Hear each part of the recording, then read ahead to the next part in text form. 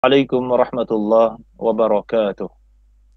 Innal hamdalillah nahmaduhu wa nasta'inuhu wa nastaghfiruh wa na'udzu billahi min shururi anfusina wa min sayyiati a'malina. Man yahdihillahu fala mudilla lahu wa man yudlil fala hadiyalah. Asyhadu an la ilaha illallah wa asyhadu anna Muhammadan 'abduhu wa rasuluh. Allahumma shalli ala nabiyyina Muhammad wa ala ali Muhammad kama shallaita ala Ibrahim wa ala ali Ibrahim innaka Hamidum Majid. Ya ayyuhalladzina amanu taqullaha haqqa tuqatih wa la tamutunna illa wa antum muslimun. Ya ayyuhalladzina amanu taqullaha wa qulu qawlan sadida yuslih lakum a'malakum wa yaghfir lakum dzunubakum wa may yuti'illaha wa rasulahu faqad faza fawzan 'azima. Wa ba'd. Ayyuhal ikhwan rahimani wa rahimakumullah, saudara-saudari sekalian, Bapak Ibu sekalian, yang mudah-mudahan kita dirahmati oleh Allah Subhanahu wa taala. Alhamdulillah pada hari ini, pada malam hari ini kita terhubung dengan Radio Roja Darussalam dan juga streaming YouTube Roja Darussalam di YouTube. Begitu pula kita juga terhubung dengan Rumah Al-Quran, Kutab, ya, Rumah Quran di Malang. Alhamdulillah ini merupakan kemudahan dari Allah Subhanahu wa taala. Allah Subhanahu wa taala memudahkan kita untuk bisa berkomunikasi meskipun kita jauh, kita berbeda tempat. Ya, alhamdulillah Allah Subhanahu wa taala senantiasa mudah-mudahan memberikan keistiqomahan kepada kita ya untuk bisa terus istiqomah di jalannya dan juga menyibukkan diri untuk hal-hal yang bermanfaat. Di antara hal-hal yang bermanfaat ayyuhal ikhwan adalah belajar, mempelajari hal-hal yang bermanfaat, begitu pula mempelajari agama Islam.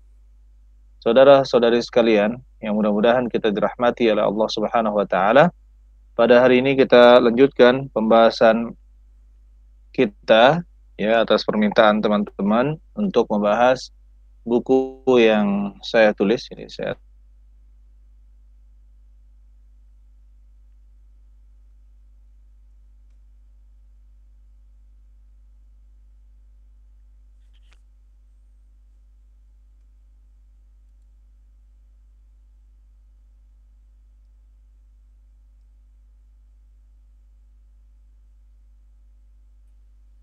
saya juga memiliki pertemuan rutin dengan Roja Darussalam agar tidak buat jadwal baru, akhirnya kita gabungkan saja kajian ini dengan kajian di Radio Roja Darussalam, membahas kitab atau buku 100 hadis pilihan pedoman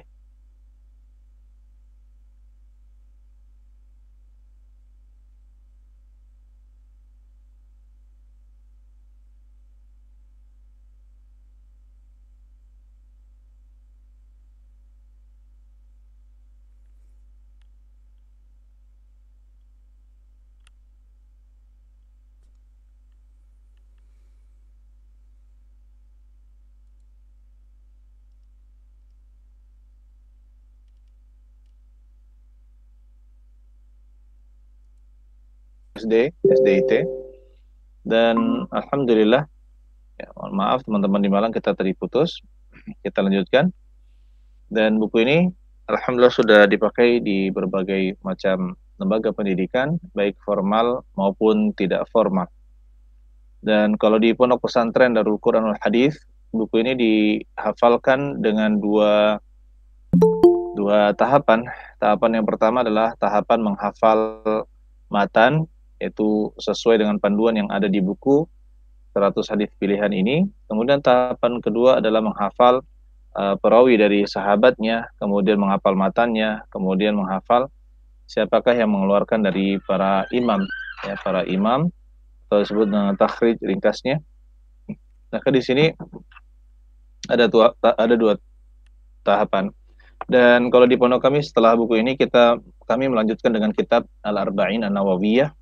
Ya, Al-Arba'in Nawawiyah dengan tambahan yang ditambah oleh Ibnu Rajab Al-Hambali sehingga menjadi 50 hadis,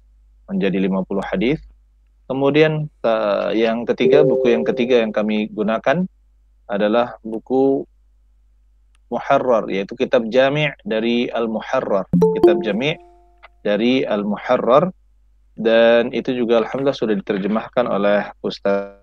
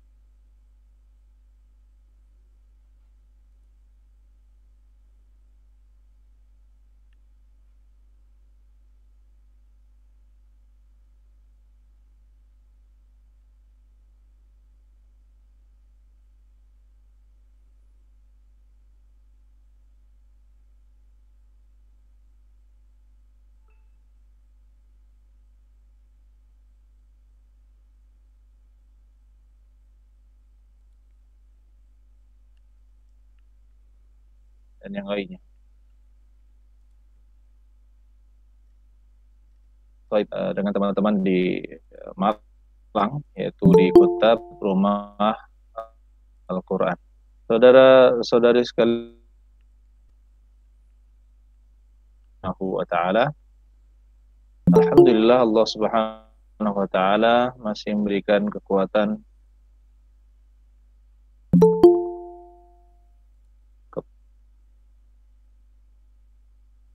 dan kita lanjutkan pembahasan kita langsung saja. Tolong misalkan yang teman-teman di Rumah Quran Malang bisa bisa apa namanya? Bisa mendownload bukunya, bisa mendownload bukunya. Mohon maaf koneksi saya agak buruk ini malam ini.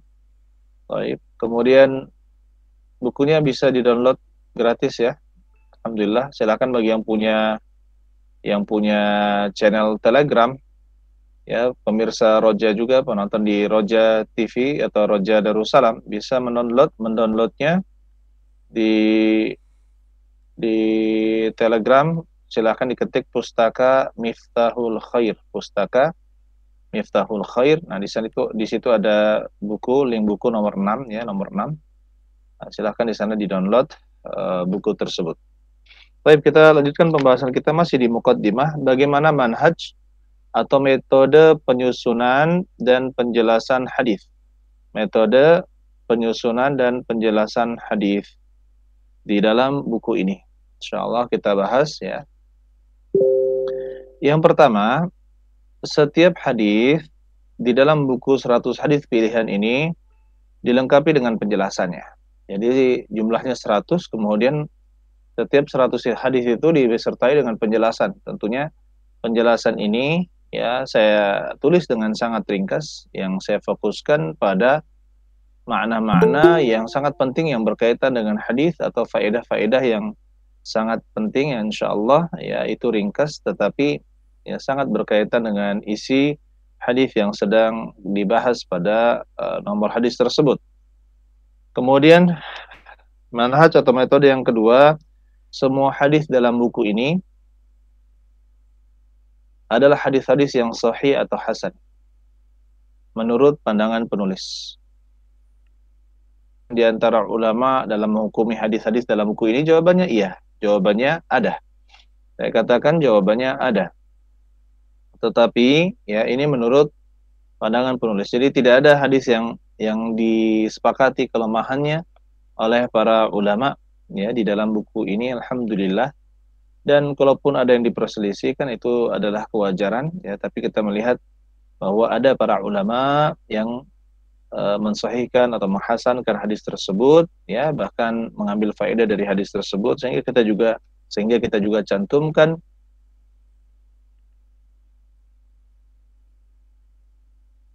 di dalam buku.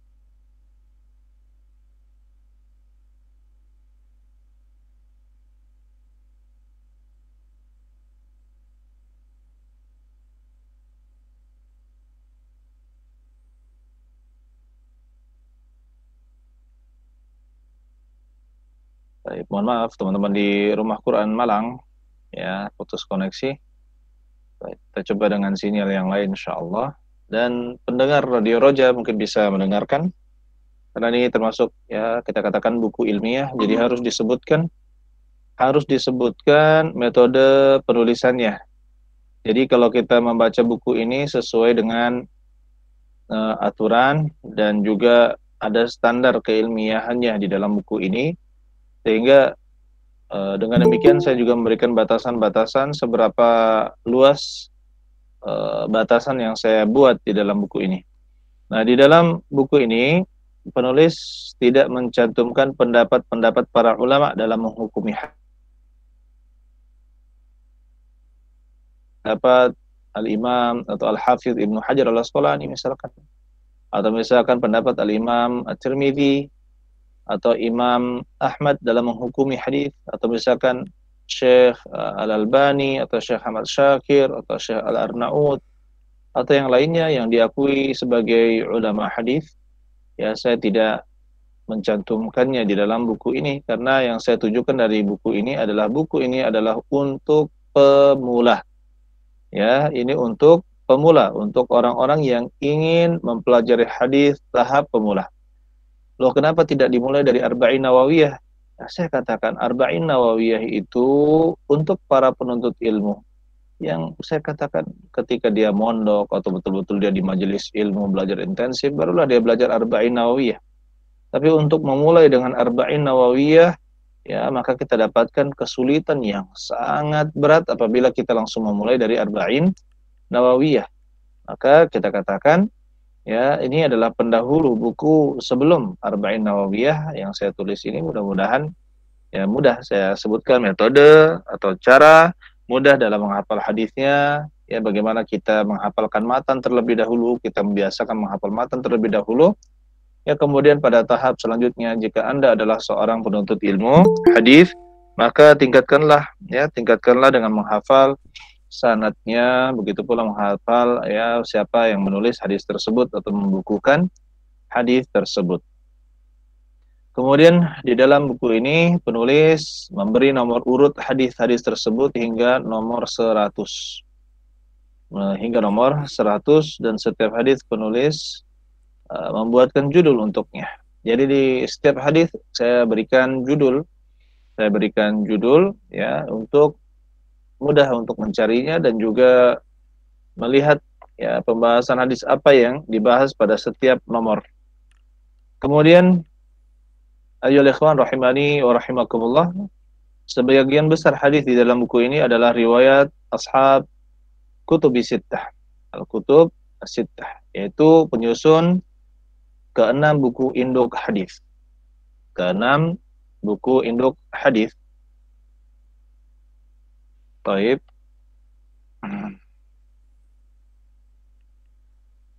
Jadi buku ini karena saya syaratkan adalah hadis yang hasan as-sahih atau hadis yang sahih atau yang hasan, maka kita cantumkan hadis-hadis yang banyak dikeluarkan ya, di dalam buku Ashab Al-Kutub As-Sittah. Ya, saya ingat bahwa ketika menyusun buku ini saya kumpulkan dari ya ribuan, ya lebih dari 1.000 hadis, kemudian saya ringkas dan saya pilih ya 100 hadis yang sangat insya Allah sangat berkaitan erat dengan kehidupan kita sehari-hari, baik di dalam akidah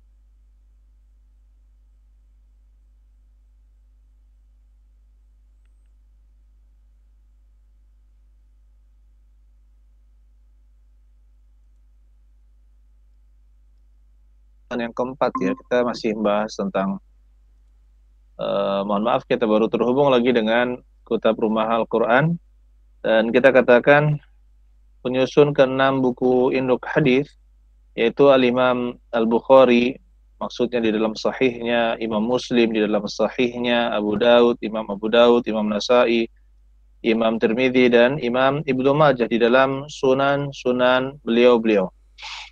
Kemudian ya ikhwan rahimani wa rahimakumullah, yang mudah-mudahan kita dirahmati oleh Allah Subhanahu wa taala, ketika disebutkan nama Al-Imam Bukhari, maka hadis riwayat Bukhari, maka kita langsung paham bahwa maksudnya adalah hadis Bukhari di dalam kitabnya Sahih, yaitu Sahih Imam Al-Bukhari. Ketika disebutkan Imam Muslim, maka maksudnya adalah Imam Muslim yang kita riwayat Imam Muslim diriwayatkan dalam Sahih Imam Muslim. Kemudian begitu pula Imam Abu Daud, Imam An-Nasai, Imam Tirmidzi, Ibnu Majah. Jika disebutkan hadis riwayat Ibnu Majah misalkan, maka maksudnya hadis riwayat Ibnu Majah di dalam sunannya.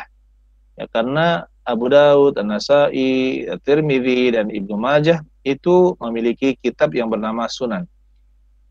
Ya, ini kalau tidak disebutkan nama kitabnya, maka sudah lumrah di kalangan para muhaditsin atau ahli hadis dan penuntut ilmu hadis bahwa ketika disebutkan namanya seperti itu saja, maka ya maksudnya diriwayatkan dari buku-buku yang telah saya sebutkan. Apakah beliau-beliau memiliki buku yang lain? Ya, jawabannya ya. Contohnya Al-Imam Al-Bukhari memiliki kitab ya yang bernama Al-Qira'atu Khalfa Al-Imam, yaitu membaca di belakang imam, atau disebut oleh para ulama Juz'u Al-Qira'ah, itu catatan kecil tentang Al-Qira'ah. Kemudian selanjutnya Imam Al-Bukhari juga menulis misalkan Khalqu Af'alil Ibad, makhluknya perbuatan hamba. Ya, itu juga buku Imam Al-Bukhari. Begitu pula buku Al-Imam Al-Bukhari, contohnya yang lain adalah Al-Adab Al-Mufrad. Ya, Al-Adab Mufrad itu kumpulan tentang adab. Ya, maka maksudnya bukan buku-buku seperti itu. Kalau disebutkan Al-Imam Bukhari, maka sudah dalam kebiasaan para ulama, maksudnya adalah buku Sahih Al-Imam Al-Bukhari. Begitu pula Imam Muslim memiliki banyak buku. Ya, ada Sahih Imam Muslim, kemudian Muqaddimah Sahih Al-Imam Muslim, itu berbeda. Di antara kedua hal, cuma memang di dalam percetakannya pun ya keduanya digabungkan, selalu digabungkan. Nah.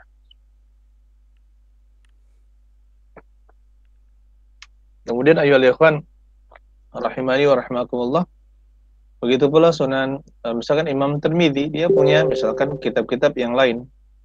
Contohnya Syama'il Al-Muhammadiyah, Al-Ilal, buku-buku seperti Al-Ilal ya tentang ilhah hadis. Kemudian dan buku-buku yang lain ya. Itu sangat banyak. Kemudian Sunan Nasai. Sunan Nasai, kalau disebutkan An-Nasai, hadis riwayat An-Nasai, maksudnya adalah Sunan As-Sughra. Sunan As-Sughra yang dikarang oleh Imam An-Nasai. Karena beliau ada namanya Al-Mujtaba, yaitu As-Sunan Al-Kubra yang disebut dengan Al-Mujtaba. Ya, kemudian beliau meringkasnya sehingga menjadi Sunan An-Nasai. Yang sering artinya menyebar di dunia itu yaitu yang Sunan As-Sughra atau Sunan An-Nasai yang kita kenal dengan Sunan Nasai. Nah, tapi kalau misalkan para ulama menyebutkan hadis riwayat An-Nasai di dalam Sunan Al-Kubra, nah, berarti itu bukan Sunan yang Sughra. Jadi di sini ya ikhwan, kalau misalkan kita sebutkan lagi di dalam buku ini bagaimana cara saya menulis takhrijnya dan penjelasannya. Apabila hadis tersebut diriwayatkan oleh Imam Al-Bukhari dan Imam Muslim, atau Imam Al-Bukhari saja yang meriwayatkan atau Imam Muslim saja yang meriwayatkan, maka penulis cukup menyebutkan nama mereka berdua atau salah satu dari keduanya, atau salah satu dari keduanya saja tanpa menyebutkan periwayat lain. Karena kaum muslimin telah menerima dan membenarkan hadis-hadis dalam kitab Sahih Al-Bukhari dan Sahih Al-Imam Muslim. Jadi kalau misalkan, dan ya namanya buku Sahih Imam Al-Bukhari dan Sahih Imam Muslim itu, ayuhal ikhwan, itu bukan berarti ketika dikatakan hadis riwayat Bukhari dan Muslim, hadis riwayat Bukhari atau hadis riwayat Muslim saja, hadis riwayat Bukhari saja. Itu tidak berarti bahwa hadis tersebut hanya diriwayatkan oleh Imam Al-Bukhari. Dan banyak sekali misalkan hadis riwayat Al-Bukhari, tapi dia juga sebenarnya diriwayatkan oleh Al-Imam An-Nasai, diriwayatkan juga oleh Imam Tirmidzi, Abu Dawud, Imam Ahmad juga meriwayatkannya, Imam Al-Hakim, Baihaqi, Tabrani, ya, dan yang lainnya juga meriwayatkan hadis tersebut. Tapi para ulama hanya menuliskan riwayat Al-Bukhari dan Muslim. Padahal para ulama lain juga memasukkan di dalam buku-buku mereka hadis yang dibahas misalkan. Nah, ini diantara kebiasaan para ulama hadis terutama yang sekarang ini, jika diriwayatkan oleh Imam Al-Bukhari dan Imam Muslim, maka disebut dengan muttafaqun alaihi. Muttafaqun alaihi, maksudnya keduanya disepakati, dicantumkan dalam Sahih Bukhari dan Sahih Muslim. Nah, ini kemudian hadis riwayat Al-Bukhari atau hadis riwayat Muslim, maka kita katakan, ya, para ulama tidak, sebagian besar ulama ya mengatakan tidak perlu kita mencantumkan periwayat-periwayat lainnya atau penyusun buku yang lainnya, buku induk lainnya. Kenapa? Cukup dengan Imam Bukhari atau Imam Muslim saja atau keduanya, maka itu cukup, ya. Kenapa? Karena buku Sahih Imam Al-Bukhari dan Sahih Imam Muslim itu sudah diakui dan diterima sebagai buku yang sahih, buku yang diterima kesahihannya, ya. Walaupun sebenarnya kalau dalam pembelajaran hadis atau kita belajar detail hadis, ada sebagian di dalam riwayat Bukhari, begitu pula riwayat Muslim yang di situ dibahas oleh para ulama, ya, tapi kita katakan, ya, secara umum, maka secara umum kebenaran yang ada di Imam Bukhari dan Imam Muslim itu luar biasa, ya, kesahihannya juga luar biasa, sehingga yang sedikit kesalahan sedikit atau misalkan ada illah atau cacat sedikit itu tidak menjadi masalah dan tidak merubah status Sahih Imam Bukhari dan Sahih Muslim sebagai dua kitab yang diterima oleh umat Islam akan kesahihan hadis yang tercantum di sana. Kemudian saudara-saudari sekalian yang mudah-mudahan kita dirahmati oleh Allah Subhanahu wa taala, apabila hadis tersebut, kita lanjutkan, apabila hadis tersebut diriwayatkan oleh seorang atau beberapa orang dari al-arba'ah, 4, ya, al-arba'ah itu 4 orang yang menulis kitab induk. Maksudnya al-arba'ah itu adalah Abu Daud, An-Nasai, At-Tirmidzi, dan Ibnu Majah. Di dalam sunan-sunannya, di dalam sunan mereka. Jadi kalau misalkan imam yang 4 ini, yaitu Abu Dawud, An-Nasai, Tirmidzi, Ibnu Majah, meriwayatkan hadis, tapi misalkan diriwayatkan juga oleh imam-imam yang lainnya, contohnya Imam Al-Baihaqi, Al-Imam Ibnu Hibban, atau misalkan Al-Humaidi, atau yang lainnya seperti Al-Hakim, juga Ad-Darimi, juga meriwayatkan hadis tersebut, saya tidak mencantumkan di dalam buku ini. Saya cukupkan dengan imam yang 4 tersebut, ya, imam yang 4 tersebut, dan saya tidak menyebutkan imam-imam yang lain, ya. Memang kita katakan kitab Sunan An-Nasai, Abu Daud, Tirmidzi, dan Ibnu Majah, ya, itu ada hadis-hadis yang lemah di dalamnya, ya, tidak seperti Al-Imam Bukhari dan Imam Muslim dalam kedua sahih beliau. Tapi dalam metode penulisan buku ini atau takhrij buku ini, apabila ada di antara 4 imam ini, ya, meriwayatkan hadis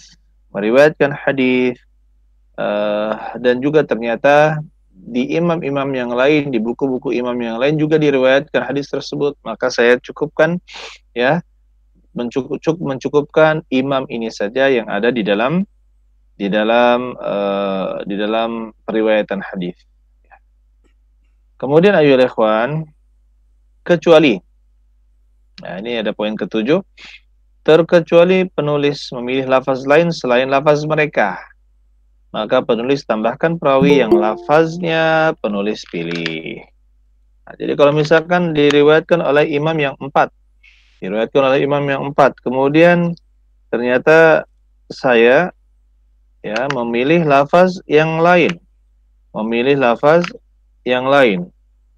maka yang seperti itu saya cantumkan nama perawinya karena dia contohnya misalkan saya tuliskan misalkan lafaz hadis ini adalah lafaz Al-Baihaqi.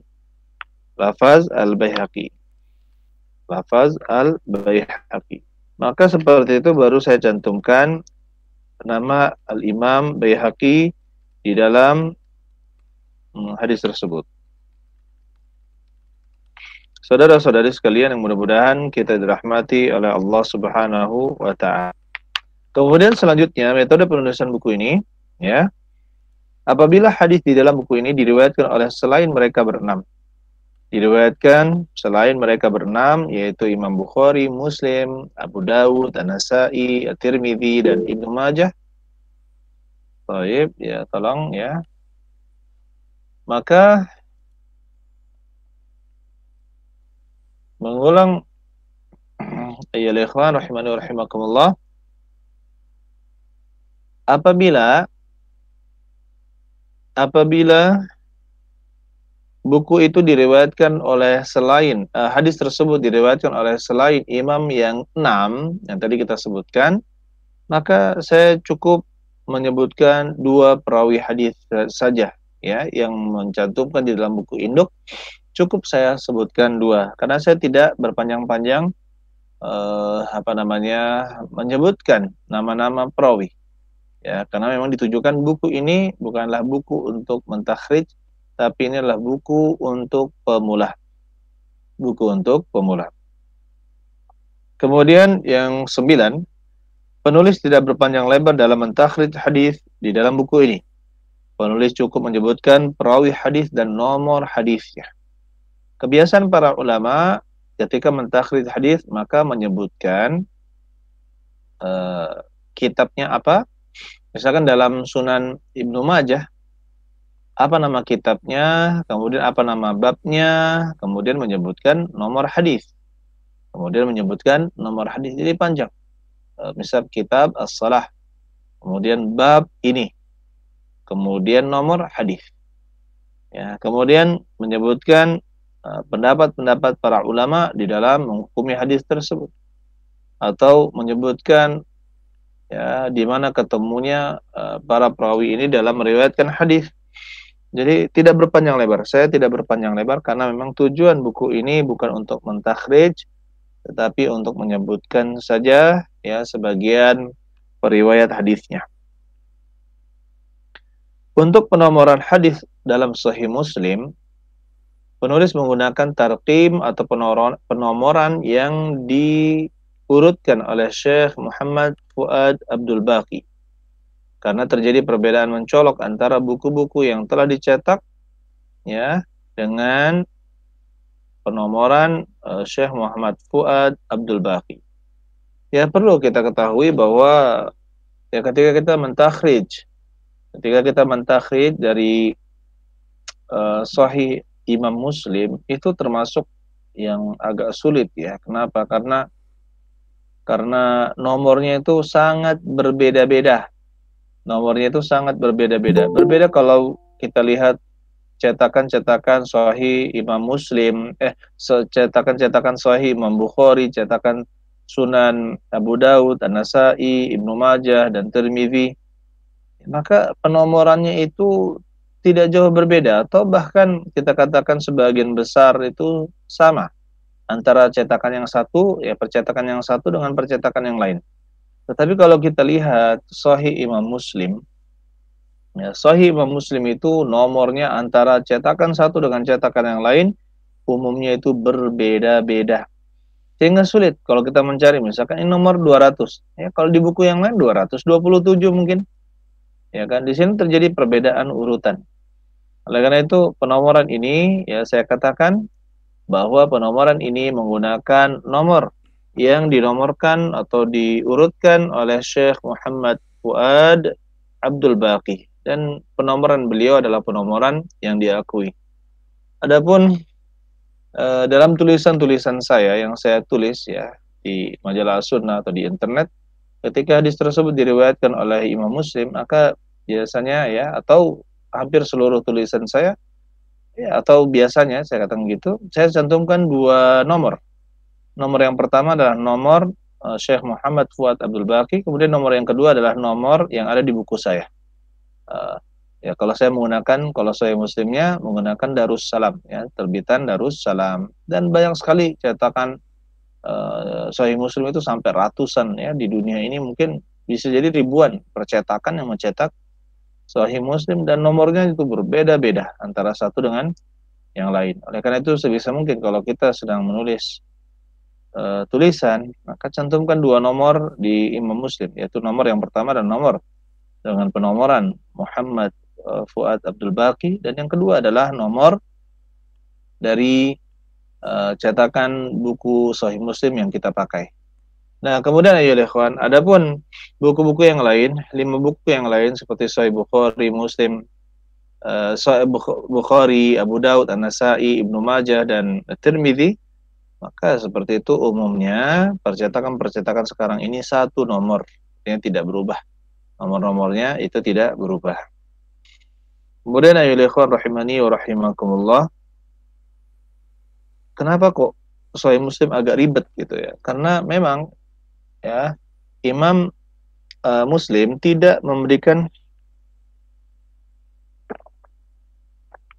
pada bukunya, beliau tidak memberikan bab, nama-nama bab.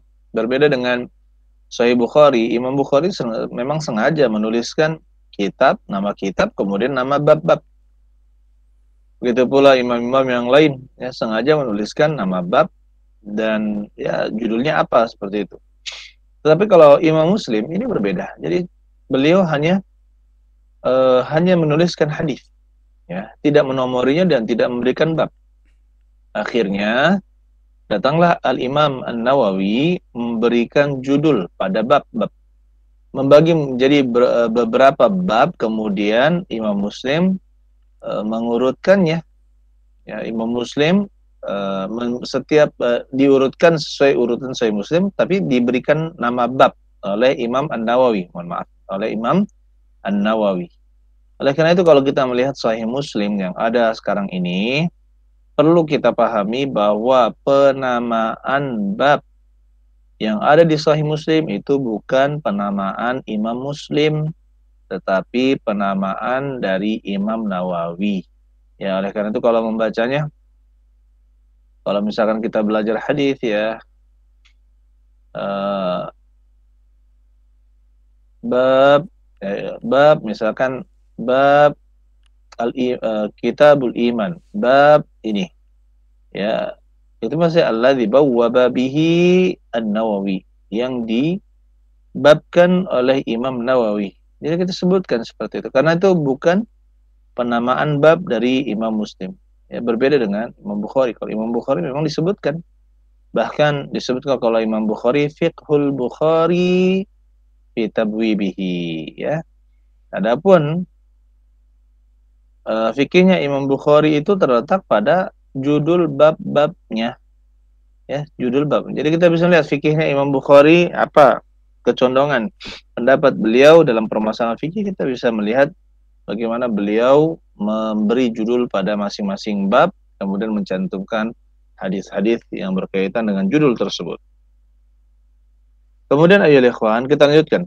Apabila salah satu dari keenam perawi tersebut ditambah Imam Ahmad tidak meriwayatkan dari buku-buku mereka yang terkenal, yaitu Sahih Bukhari, Sahih Muslim, Sunan Abi Daud, Sunan An-Nasai, Sunan At-Tirmidzi, Sunan Ibnu Majah, dan Musnad Imam Ahmad, maka penulis sebutkan nama buku di mana mereka meriwayatkannya. Karena kalau misalkan seperti saya sebutkan dalam buku hadis riwayat Ahmad, maka itu maksudnya musnad Imam Ahmad. Tapi ada seperti misalkan di dalam buku ini, seperti rawahu Al-Bukhari mu'allaqan. Hadis riwayat Al-Bukhari mu'allaqan.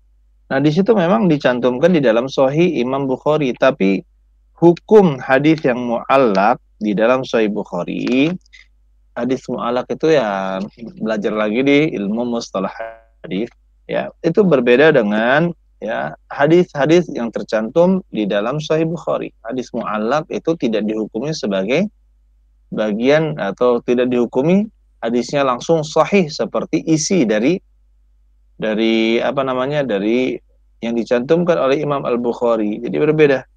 Begitu pula Imam Muslim. Imam Muslim itu ada hadis, ada muqaddimah. Nah, ini dibedakan antara muqaddimah sahih Muslim dengan sahih Muslim. Ini dibedakan oleh para ulama. Kenapa? Karena Imam Muslim ketika menulis muqaddimahnya yang berisi hadis-hadis dan perkataan para ulama, dia tidak memasang persyaratan seketat sahih Muslimnya. Ya, adapun sahih Muslim itu sangat ketat syarat ya yang beliau buat untuk memasukkan hadis ke dalam sahih Muslim. Kemudian ayo ikhwan, jadi kalau misalkan imam seperti An-Nasa'i, saya juga lihat ya, Imam Nasai ketika dia meriwayatkan di Sunan Kubronya, bukan Sunan Sugro. Kalau Sunan Sugro ini yang kita bahas. Sunan-sunan itu yang Sunan Nasai, kalau disebut Sunan An-Nasai maka dia maksudnya Sunan Sugro ya, kecil yang ringkas. Adapun Sunan Kubro ini besar dia, berjilid-jilid. Ya, adapun kalau Sunan yang ada itu bisa dicetak dengan satu jilid saja. Kemudian ya ikhwan, penulis meringkas sebagian hadis panjang dan memilih lafaz yang diperlukan untuk dihafalkan. Jadi karena memang tujuan penulis adalah buku ini untuk pemula, maka kita katakan, ya saya ringkas hadis yang panjang, saya cukupkan dengan poin penting saja yang sesuai dengan judul yang saya buat. Jadi saya potong hadis yang panjang. Contohnya hadis innamal a'malu binniyat wa innama likulli imri'in ma nawa faman. Nah, ini itu cukup dengan 2 kalimat seperti itu saja saya cantumkan di dalam buku ini. Adapun wan kanat hijratuhu ilallahi wa rasulih fa hijratuhu ilallahi wa rasulih. Ya, dan seterusnya itu tidak saya cantumkan. Kenapa? Karena yang poin penting dalam hadis ini yang ingin saya sampaikan dan agar mudah dihafal oleh para pembaca buku ini, cukup 2 kalimat saja, innamal a'malu binniyat wa innamal likulli imri'in ma nawa. Itu saja. Ya, karena itu juga yang sering dipakai oleh para ulama di dalam mengajar, ya, cukup 2 lafaz itu saja, itu 2 kalimat itu saja. Adapun yang lain, ya, maka kita katakan saya tidak mencantumkannya. Ya, tidak mencantumkan dengan sempurna. Saya cukupkan dengan lafaz yang paling sesuai dengan judul dari judul dari nomor hadis. Ya, karena apa? Karena ya nanti itu kalau mau menghafal lebih panjang itu tahapannya ketika mulai menghafal Arba'in Nawawiyah atau menghafal Bulughul Maram, ya baru menghafal dengan panjang. Adapun untuk pemula apabila dikasihkan menghafal hadis yang sangat panjang, maka belum mulai saja sudah down, ya sudah tidak semangat, nggak bisa saya ngapal hadis. Padahal kan hadis-hadis yang pendek itu banyak, ya hadis-hadis yang pendek itu banyak, dan sengaja saya di awal-awal juga ya hadis-hadis ini yang ada di awal-awal, maka bukanlah hadis-hadis yang panjang, sehingga insya Allah ketika sudah terbiasa seperti menghafal 70 hadis, barulah dia memasuki hadis yang agak panjang, ya seperti hadis ke-78 ini sudah mulai agak panjang, 78 atau dari 86 itu sudah saya masukkan hadis yang agak panjang tapi juga masih ringkas, ya sebenarnya juga masih ringkas. Dan itu kalau kita masukkan di awal, ya maka penuntut ilmu pemula akan kesulitan di dalam menghafalnya. Jadi tujuan saya menulis buku ini untuk menyemarakkan Ya, orang-orang yang bukan di pondok pesantren atau bahkan di pondok pesantren untuk tahap awal, ya mereka bisa mengetahui cara mudah dalam menghafal hadis sehingga mereka tidak takut untuk menghafal hadis, ya karena kalau kita mulai dari Arba'in Nawawiyah, kasus ya ketika menghafal Arba'in Nawawiyah hadis pertama oke, ada 4 kalimat. Ketika menghafal hadis yang kedua, Masya Allah, itu panjangnya bukan ampun. Orang yang memulainya, aduh bisa nggak ya katanya. Wah nggak bisa saya hafalkan hadis panjang ini. Baru hadis kedua dia sudah berhenti. Kenapa? Melihat hadisnya sangat panjang. Kata Umar bin Khattab, bainama nahnu julus ya inda Rasulillah sallallahu alaihi wasallam, itala alaina rajulun syadidu sawadi sya'r, syadidu bayadis thiyab, dan seterusnya. Nah, ini panjang sekali. Kalau untuk para penuntut bukan penuntut ilmu pasti akan keder atau bahasa kita ya, akan down atau mengatakan sudahlah saya nggak bisa menghafal hadis. Padahal kan hadis-hadis itu sangat banyak ya. Hadis-hadis itu sangat banyak, bukan hanya hadis yang panjang. Bahkan kita katakan ya hadis-hadis yang dipakai oleh para ulama umumnya adalah terdiri dari 2 kalimat atau 3 kalimat saja. Bahkan sebagian hadis cukup hanya 1 kalimat. Seperti misalkan al-ainu haqqun, ya. Mata hasad itu benar-benar hak, benar-benar ada. Kan cukup al-ainu haqqun. Cukup seperti itu. Begitu pula sabda-sabda Nabi yang lainnya yang sangat mudah ya dihafal, itu jumlahnya sangat banyak. La dharara wa la dirar, misalkan tidak boleh berbuat bahaya atau tidak boleh membalas bahaya dengan bahaya yang lebih besar. Kemudian man la yarham la yurham, misalkan siapa yang tidak mengasihi, tidak menyayangi, maka dia tidak akan disayangi. Ini hadis-hadis yang pendek. Kemudian ya ikhwan rahimani wa rahimakumullah, di dalam penyusunan buku ini kita lihat lagi syarah atau penjelasan hadis-hadis yang ada di buku ini sangat singkat. Ya, saya katakan sangat singkat. Karena kalau mau dibahas satu hadis dengan panjang bisa, tetapi kan nanti akan jadi tebal. Kalau sudah tebal menjadi mahal. Kemudian tidak cocok untuk dijadikan buku-buku di mana di lembaga pendidikan, gitu kan. Maka ini pertimbangan-pertimbangan panjang. Saya katakan kalau mau syarah hadis yang lebih panjang, ya maka silahkan cari buku-buku syarah, cari buku-buku penjelasan hadis yang lebih luas lagi. Apalagi kalau misalkan di antara kita ada yang bisa bahasa Arab, maka itu lebih baik ya, itu lebih baik. Kemudian penulis membuat 13 tingkatan untuk menghafal hadis ini. Setiap tingkatan terdiri dari 7 hadis. Ya. Terkecuali tingkatan ke-12 berjumlah 8 hadis dan tingkatan ke-13 berjumlah 15 hadis. Jadi total semuanya itu 100 hadis. Total semuanya 100 hadis. Kemudian penjelasan tentang tingkatan tersebut berguna untuk pengajaran para peserta didik sesuai dengan tingkatan mereka, ya. Ini disebutkan di dalam kurikulum pengajaran hadis. Jadi satu semester itu 7 hadis. Satu semester 7 hadis. Tapi ingat ya, bukan hanya cepatnya. Kita ingin agar anak itu sudah menghafal di luar kepala. Ini kalau kita mengajarkan buku ini, 7 hadis ini bagaimana dia hafal di luar kepala. Jadi bukan masalahnya harus cepat-cepat semuanya hafal. 3 tahun harus 100 hadis untuk anak SD, tidak. Tetapi apa? Yang paling penting targetnya mereka walaupun nanti 40 tahun masih ingat hadis tersebut. Bagaimana caranya? Masukkanlah hadis ini ke dalam otak bawah sadar. Seperti kita ya membaca Al-Fatihah. Kalau kita membaca Al-Fatihah kan tanpa sadar pun kita bisa baca. Qul huwallahu ahad juga gitu. Kenapa? Keseringan. Karena keseringan. Hafalnya sudah mutqin. Nah, seperti itu yang dimaksudkan dalam buku ini ketika kita mengajarkan kepada anak-anak, ya. Maka dimaksudkan adalah agar mereka menghafalnya bisa mutqin. Kemudian ayo ikhwan yang ke-14, penulis menyengaja menambahkan pembahasan hadis dengan huruf Latin Di samping potongan-potongan hadis dengan pertimbangan, masih banyak peserta didik yang belum lancar membaca Al-Quran. Hal ini untuk memudahkan saja dengan syarat peserta didik tidak dibiarkan untuk menghafal sendiri tulisan tersebut. Akan tetapi pengajar harus benar-benar mentalkinkannya atau mendiktekannya sampai lafaz yang diucapkan peserta didik benar-benar pas. Ya, jadi penulisan tersebut hanya sekedar simbol pengingat hafalan mereka.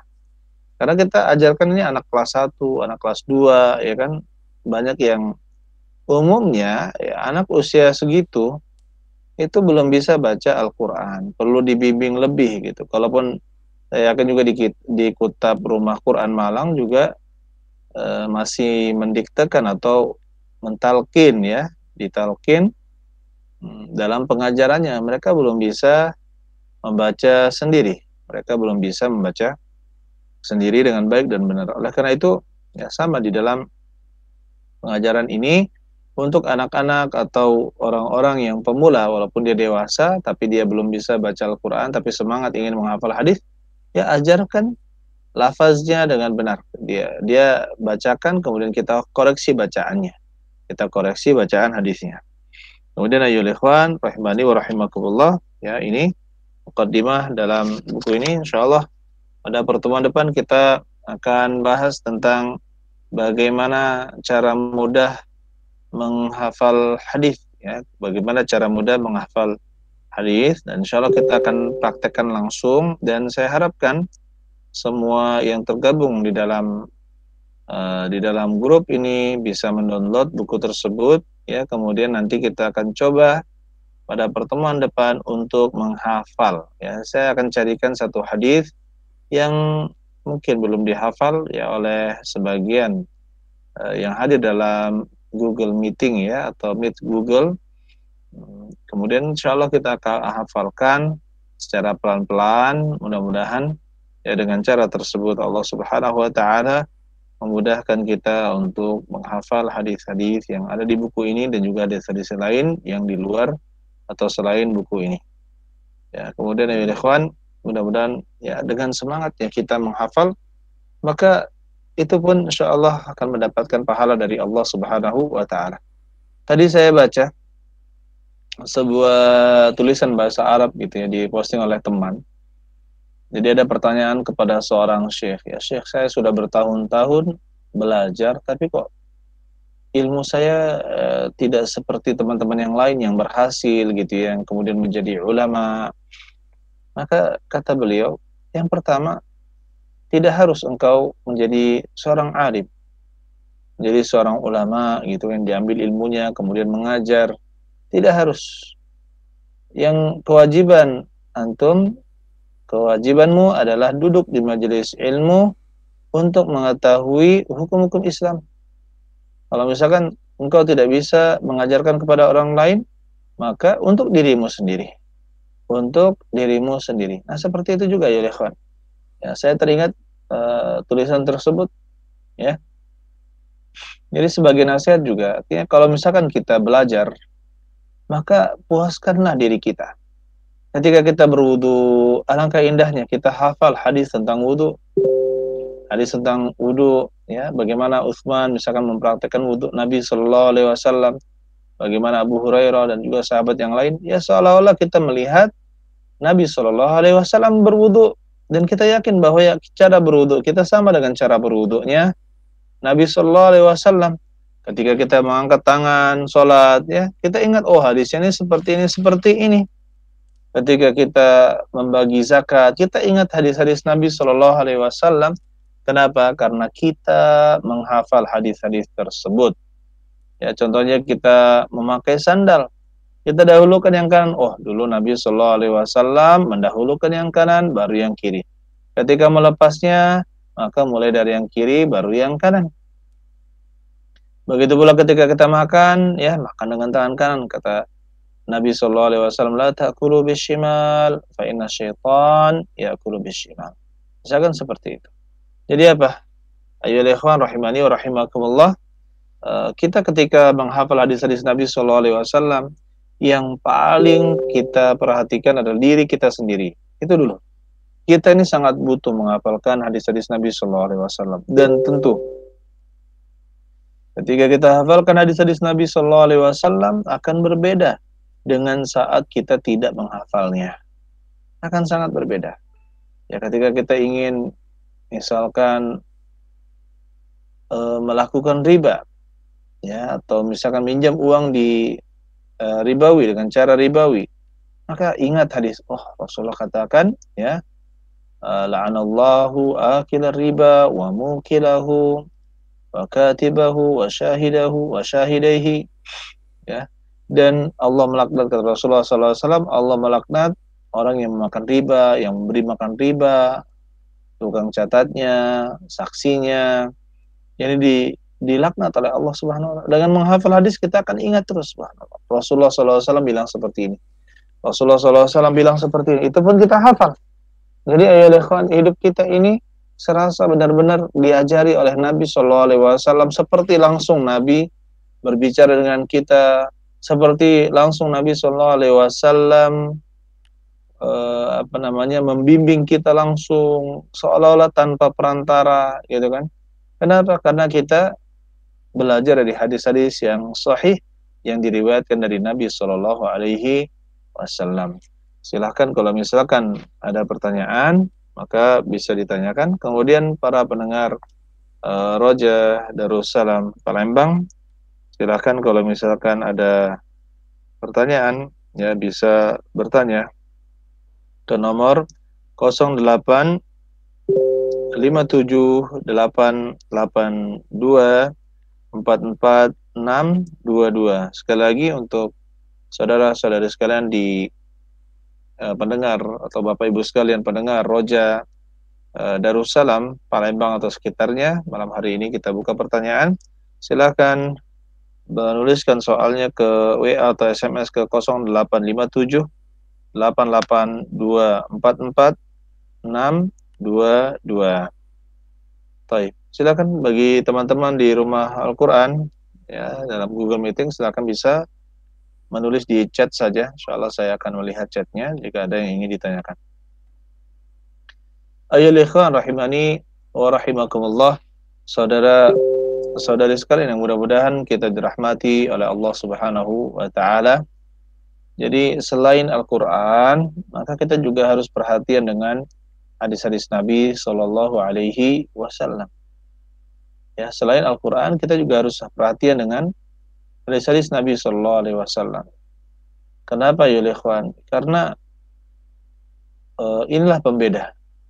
Ketika ingin mengetahui ciri-ciri dari orang-orang yang sesat, ya, maka kita katakan orang-orang yang sesat itu secara garis besar mereka membenci ahli hadis, membenci orang-orang yang meriwayatkan hadis, membenci orang-orang yang bergelut, ya, dengan hadis-hadis Nabi Shallallahu Alaihi Wasallam, meneliti hadis dan memberikan lakop-lakop atau julukan-julukan yang buruk untuk para ahli hadis dan penuntut ilmu hadis, mengatakan mereka adalah orang yang terbelakang, mengatakan mereka itu sudah basi, abad-abad bahola, zaman-zaman dahulu tidak berlaku lagi zaman sekarang.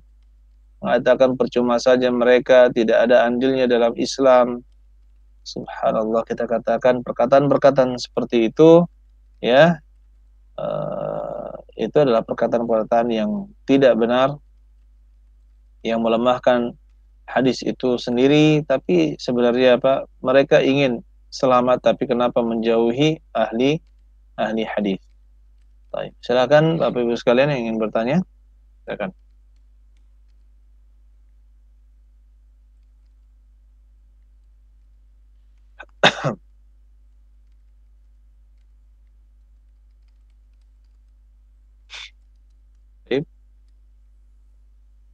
Di sini ada pertanyaan. Pada level pertama, menghafal 100 hadis untuk anak, apa kita perlu juga menjelaskan dan menyampaikan penjelasan ringkasnya? Jadi, ya, umumnya ya ikhwan, untuk level pertama, untuk tingkat SD, ya, ajarkan mereka mencatat saja dulu. Dicatat, karena mereka juga lagi latihan menulis dan membaca. Jadi mereka kita pandu untuk mencatat, silakan catat, kemudian suruh baca, ya, dan kita usahakan bisa membahasakan dengan mereka bahasa yang mudah dipahami. Contohnya misalkan la ta'kulu bishimal, ya, itu jelaskan, oh setan itu makannya tangan kiri, maka kita jangan makan pakai tangan kiri. Ya. Itu anak-anak kan paham, oh setan itu makannya tangan kiri gitu ya. Berarti kita nggak boleh seperti setan. Nah itu. Ya, dengan bahasa-bahasa anak-anak, dan mereka suruh tulis saja agar mereka tidak ribut juga ya. Suruh mereka tulis hadis tersebut, ya, kemudian ya, bawa suasana tersebut dengan suasana yang disukai oleh anak-anak, ya. Allah alam bisawab. Silahkan kalau ada lagi. Baik. Baik, kalau saya rasa cukup ya pertemuan kita pada malam hari ini, ya hampir 1 jam. Dan saya rasa teman-teman di Malang ini sudah lumayan terlampau malam ya. Masya Allah, barakallahu fikum jami'an. Ya, tergabung 20 orang bersama di Google Meeting kita, alhamdulillah, bifadlillah ta'ala. Kemudian kita juga terhubung dengan teman-teman, saudara-saudara kita di Roja Darussalam Palembang.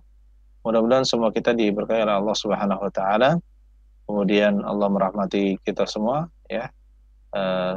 Kemudian Allah berikan kita kekuatan untuk selalu menjaga Islam, dan juga kita harapkan anak-anak kita, generasi penerus kita juga termasuk orang-orang yang menjaga hadis-hadis Nabi Shallallahu Alaihi Wasallam, berjuang untuk mempertahankan agama ini, karena di zaman sekarang ini banyak sekali ya keasingan-keasingan, dan ahli sunnah itu terlihat asing, ya, badal Islam ghuriba wa sayaudu kama bada'a ghuriba fatuba lil ghuraba, kata Nabi sallallahu alaihi wasallam.